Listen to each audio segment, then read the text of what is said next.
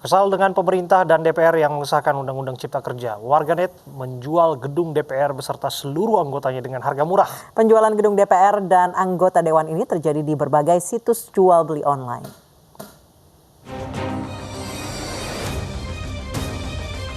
Berbagai cara dilakukan warganet untuk meluapkan kekesalannya setelah DPR dan pemerintah mensahkan RUU Cipta Kerja menjadi undang-undang, termasuk menjual gedung DPR di berbagai situs jual beli online.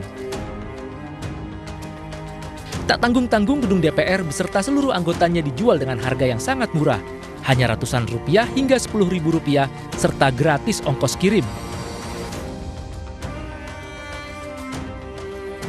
Sekretaris DPR Indra Iskandar tidak mempermasalahkan ada pihak yang melakukan hal tersebut dan tidak akan melaporkan penjual gedung DPR ke polisi. Kalau gedung DPR dijual itu kan nggak tahu maksudnya apa gitu ya. Jadi silakan teman-teman tanya saja emang yang beriklan bahwa gedung DPR akan dijual gitu ya. Dan saya kira itu sekali lagi kembali kepada Kementerian Keuangan, ini semua aset-aset negara kok, ini bukan ini. Langkah warganet yang menjual gedung DPR ini bukan sekali ini saja.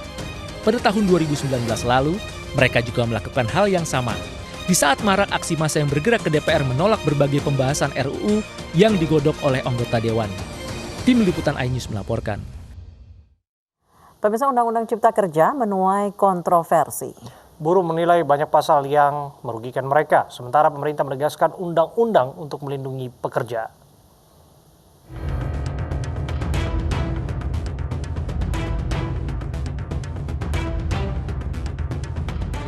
Undang-Undang Omnibus Law Cipta Kerja tetap disahkan oleh DPR RI dalam rapat paripurna Senin sore kemarin, meski gelombang penolakan terus bergulir. 2 dari 9 fraksi di DPR menolak pengesahan RUU Cipta Kerja. Mereka adalah fraksi Demokrat dan PKS. Sementara 7 fraksi yang menyetujui adalah PDI Perjuangan, Gerindra, Golkar, PKB, Nasdem, P3, dan PAN.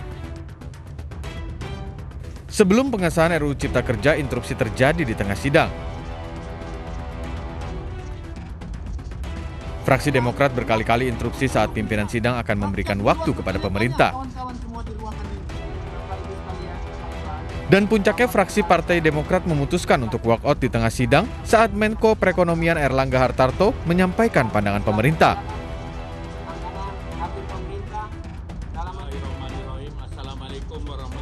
Kemudian terkait dengan ketenaga kerjaan juga pemerintah hadir dalam bentuk jaminan kehilangan pekerjaan yang sebelumnya tidak ada, dan premium ini awalnya akan difasilitasi oleh pemerintah sehingga tidak menambah iuran. Kemudian kepada masyarakat yang di tempat keberlanjuran di daerah kehutanan, masyarakat adat diberi kepastian hukum untuk bisa berusaha dan diberi perizinan untuk itu, sehingga masyarakat di daerah kehutanan tersebut tidak dikejar-kejar dan tidak dikenakan denda, maka mereka memperoleh izin untuk menafkahi. Namun nyatanya hari ini buruh kembali turun ke jalan menyuarakan penolakannya terhadap Undang-Undang Cipta Karya yang dinilai merugikan hak mereka. Sejumlah poin yang ditolak buruh dalam Undang-Undang Cipta Kerja diantaranya upah minimum provinsi dengan syarat tergantung pertumbuhan ekonomi, pesangon yang berkurang dari 32 kali menjadi 25 kali, dan hak upah cuti yang hilang, di mana cuti melahirkan dan cuti haid tidak dibayar. Tim Liputan iNews melaporkan. Untuk mengulas pro dan kontra Undang-Undang Cipta Kerja sudah bergabung tenaga ahli utama Kantor Staf Presiden Doni Gahral Adian dan Ketua Umum Asosiasi Pengusaha Indonesia Haryadi Sukamdhani. Assalamualaikum, selamat sore Bapak-Bapak. Selamat sore Mas. Selamat sore Mas. Saya ke Pak Haryadi terlebih dahulu. Pak Haryadi, kalau kita lihat resistensi di mana-mana tempat nih akibat disahkannya undang-undang ini sampai hari ini, Anda juga barangkali tahu. Dari tanggapan pengusaha seperti apa? Ya, kalau menurut pandangan kami, ini ada salah persepsi di dalam melihat Undang-Undang Cipta Kerja tersebut. Belum dipahami, belum dibaca dengan detail, tapi sudah bereaksi. Dan yang kami sesalkan itu sebetulnya adalah kelompok-kelompok yang menentang itu memang dari awal tidak mau untuk memahami dan tidak mau duduk kita membahas secara pasal per pasal. Itu yang jadi masalah sebetulnya. Sehingga pada waktu dilakukan aksi, maka banyak narasi yang sebetulnya kurang pas. Misalnya contohnya tadi ya, contoh cuti haid. cuti haid itu memang tidak ada di pembahasannya, itu memang tidak dimasukkan di dalam undang-undang Cipta Kerja, karena itu tidak dimasukkan maka ikut undang-undang yang lama. Contohnya seperti itu. Oke. Soal cuti hamil juga Pak Haryadi. Sama, itu kan nggak dibahas gitu. Itu memang ikut undang-undang yang lama. Contohnya seperti itu. Jadi banyak narasi yang kurang pas dan karena tidak mengikuti pembahasan sehingga pemahamannya menjadi kurang mendalam. Itu sebetulnya. Jadi kalau kita melihat Mbak, negara dalam hal ini pemerintah dan DPR itu sudah melakukan tugasnya dengan benar gitu loh. Karena apa, mereka ini kan mewakili justru yang masyarakat yang belum bekerja, yang masih menghadapi masalah. Saya berkali-kali di media saya sampaikan, ada 40% dari penduduk kita yang masih menerima subsidi. Masih ada lebih dari 25 juta orang yang miskin. Masih ada di dalam BPJS Ketenagakerjaan yang baru terserap di sekitar 27 sampai 30 juta orang. Ada 70 juta orang yang masih di sektor informal. Dan itu data-data itu ada semua Mbak Mas Abraham. Jadi kalau kita bicara pemerintah itu adalah mewakili mereka ini loh gitu. Jadi kalau pandangannya memang tidak pernah mau ketemu dalam membahas masalah yang lebih besar, kesempatan kerja untuk masyarakat kita yang saat ini belum memperoleh akses itu, ya susah gitu. Dan nanti saya bolak-balik bilang, kita akan bukannya mendapatkan bonus demografi, tapi akan mendapatkan beban demografi. Ini yang tidak diinginkan oleh pemerintah dan DPR. Salah satu narasi yang dianggap sangat menguntungkan pengusaha misalnya dalam upah minimum begitu, yang dianggap bahwa tidak ada komponen perhitungan kebutuhan hidup layak lagi di sana. Benarkah demikian, Pak Haryadi? Ini juga, ya ini Mas, jadi kita juga selama 17 tahun upah minimum itu tidak ditempatkan sebagai jaring pengaman sosial, tapi ditempatkan sebagai upah rata-rata, sehingga semua dianggapnya adalah upah minimum. Padahal upah minimum itu jaring pengaman sosial untuk pekerja yang baru mulai bekerja. Nah, akibatnya apa? Karena selalu dipolitisasi, akibatnya upah minimum itu sedemikian tingginya, Mas. Itulah yang mengakibatkan penyerapannya menjadi rendah. Karena Anda melihat pengusaha tercekik justru di sana? Iya, artinya realistis kan, kalau mahal, kalau biayanya mahal otomatis penyerapannya jadi rendah. Lalu akan terjadi fleksibilitas di sana begitu Mas. Baik, narasi yang beredar terkait upah yang akan dibayarkan sesuai jamnya. Nah, ini juga kan tadi karena tidak mengikuti pembahasan, akhirnya jadi narasi nggak pas semuanya. Yang per jam itu adalah opsi Mbak, jadi tadinya tidak diatur. Tapi kalau kita cermati, jumlahnya tetap seminggu itu 40 jam. Yang ada hitung per jam itu adalah untuk memberikan fleksibilitas bagi tenaga kerja kita yang milenial. Milenial ini mereka tidak mau terpaku hanya pada satu perusahaan dalam satu ritme tertentu. Nah, ini adalah membuat mereka menjadi lebih fleksibel. Tapi kalau kita lihat semuanya, itu jelas dan tidak mungkin semua perusahaan mau memperlakukan juga per jam, kan tergantung karakternya. Itu adalah opsi. Seperti juga yang diributin adalah misalnya PKWT untuk pekerjaan kerja waktu tertentu ya, atau kontrak. Itu juga dinarasikan kan seolah-olah akan terjadi kontrak seumur hidup. Nah, ini kan juga menjadi salah lagi gitu loh. Padahal itu justru untuk melindungi yang selama ini statusnya adalah PKWT, itu untuk bisa mendapatkan kompensasi seperti itu. Kalau dinarasikan nanti itu open ended gitu, nggak ada batas waktunya, itu masih belum dibahas, nanti ada di dalam peraturan pemerintah begitu Mbak. Baik, saya ke Pak Doni. Pak Doni, kalau misalnya melihat jawaban dari Pak Haryadi bahwa terkait dengan Omnibus Law Cipta Kerja ini ada misinformasi atau ketidaksepahaman antara undang-undang dengan yang dipahami masyarakat. Salahnya terletak di mana kalau gitu Pak Doni? Dari sosialisasi kah atau apa? Saya kira dalam proses politik di parlemen, ya semua kelompok kepentingan sudah diundang untuk memberikan masukan, saran, kemudian berdiskusi. Ya, jadi apa yang disampaikan Mas Haryadi tadi, saya kira sudah tepat bahwa ada hal-hal yang memang ini hanya soal mispersepsi begitu. Artinya belum memahami betul ya, kemudian sudah mengambil kesimpulan. Ya, kalau dibaca secara seksama, saya kira tidak akan ada ya kontradiksi atau pertentangan ya yang beredar di publik selama ini begitu, Oke, seolah-olah Bung Doni. ini ya. Tapi kesannya seperti klise ya apabila kita melihat bahwa ini semangatnya untuk penciptaan lapangan pekerjaan dan menguntungkan kedua belah pihak, baik itu buruh dan juga pengusaha.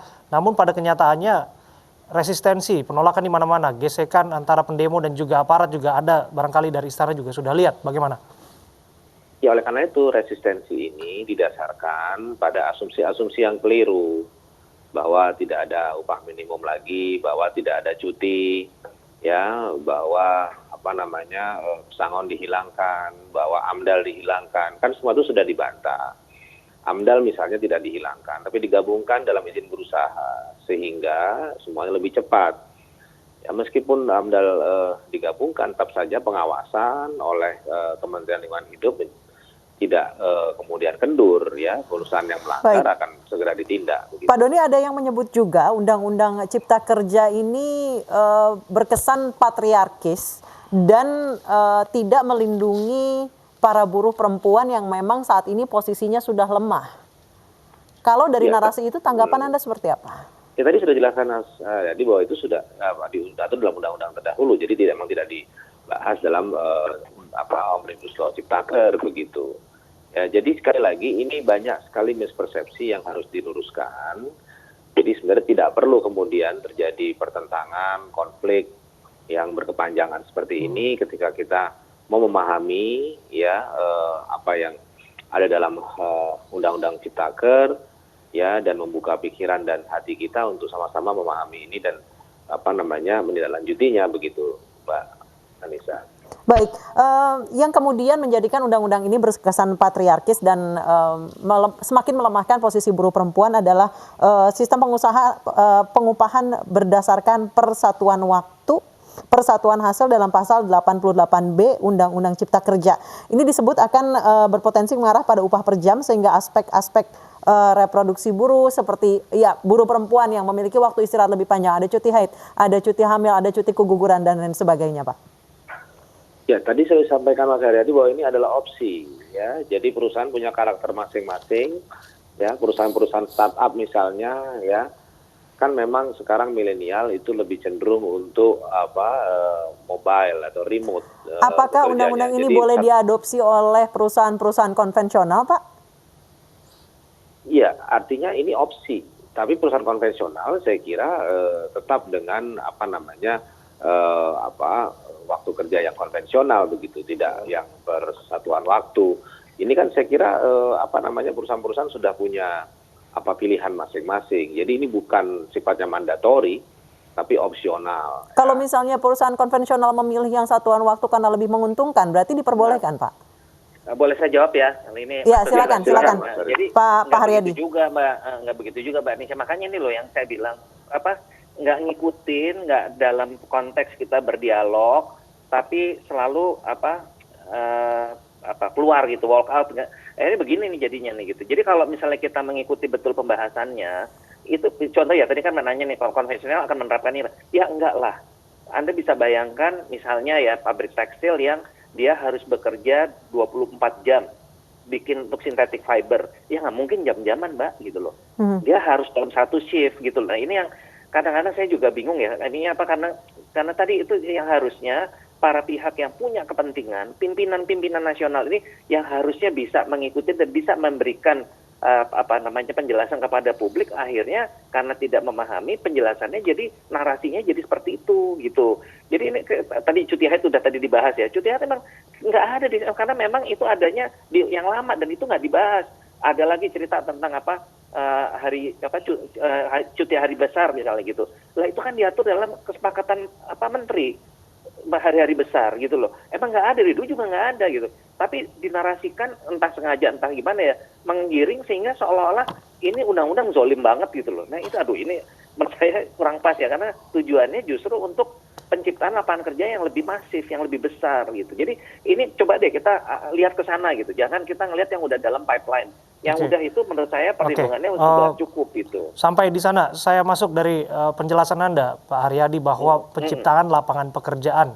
Anda tahu di situasi yang sulit sukar seperti ini, adalah sangat sulit untuk membuka kesempatan baru untuk bekerja. Bagaimana Anda melihat undang-undang ini begitu relevan dengan penciptaan tenaga kerja? Sekaligus kita juga nggak boleh melupakan semangat perlindungan tenaga kerja. Oke, kalau Anda melihat begitu, yang namanya pandemi di seluruh dunia juga sama, Mas. Sekarang ini boro-boro kita nggak ngomong jangan ngomong pekerjaannya dulu ya, ngomong pasarnya dulu deh.